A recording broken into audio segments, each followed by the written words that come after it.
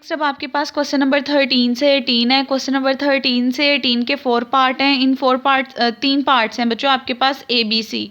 First part में यहाँ पे भी आपने डी वाई निकालना है, डेल वाई निकालना है, बी पार्ट में डी वाई निकालना है और सी पार्ट में इन दोनों का डिफरेंस निकालना है।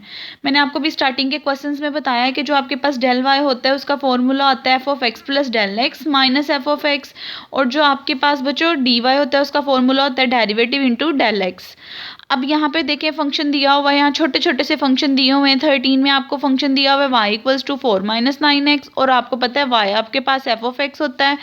ए पार्ट में डेल वाई का फॉर्मूला लिखोगे, फॉर्मूले में अब जहाँ जहाँ एक्स प्लस आ रहा था आपके पास यहाँ पे वहाँ एक्स की जगह एक्स प्लस डेल एक्स लिखोगे, एक्स की जगह एक्स प्लस डेल एक्स लिखोगे तो यहाँ 4 माइनस 9 एक्स की जगह एक्स प्लस डेल एक्स इसकी वैल्यू आ जाएगी, minus as it is F of X की जो वैल्यू थी वो पुट कर दी, माइनस अंदर मल्टीप्लाई कर दिया, जो टर्म देखो बच्चों कैंसिल हो रही थी कैंसिल कर दी और जो बची वो आपका आंसर आ गया।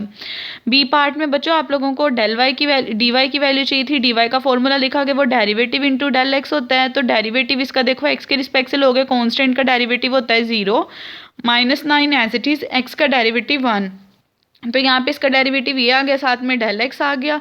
और बच्चों मैंने आपको बताया था इस डेल एक्स को आप लोग डी एक्स भी लिख सकते हो, ये दोनों आपस में इक्विवेलेंट होते हैं। ठीक है, ये साथ में मेंशन ज़रूर करना है इस पार्ट में, जब भी ये पार्ट करना है कि डेल एक्स और डी एक्स को हम एक दूसरे के बराबर लिख सकते हैं।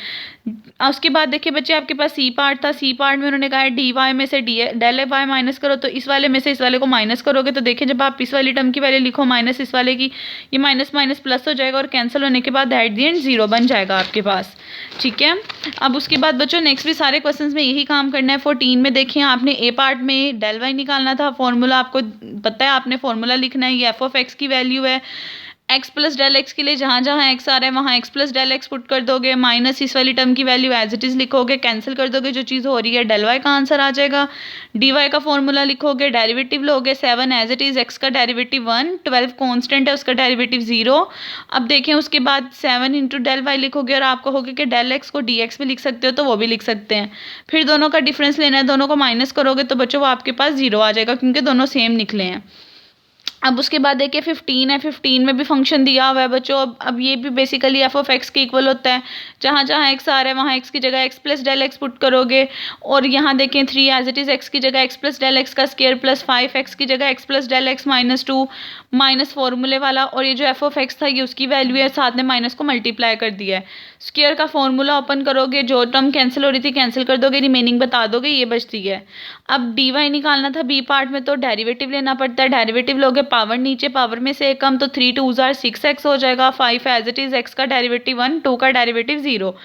ये आपके पास डी वाई की वैल्यू निकल आएगी और साथ में बता दोगे कि आपस में इक्विवेलेंट है, दोनों को सब्ट्रैक्ट करोगे तो आपका आंसर आ जाएगा D Y minus del Y. लाजमी नहीं बच्चों हर केस में 0 है, समटाइम आपके पास कोई नंबर भी आ सकता है जैसे यहाँ पे आया है। अब इसी तरह बच्चों आपके पास क्वेश्चन नंबर 16 है, 16 आप लोगों ने खुद कर लेना है, उसके अंदर भी फॉर्मूलाज दोनों के लगने हैं, दोनों को सब्ट्रैक्ट कर देना है।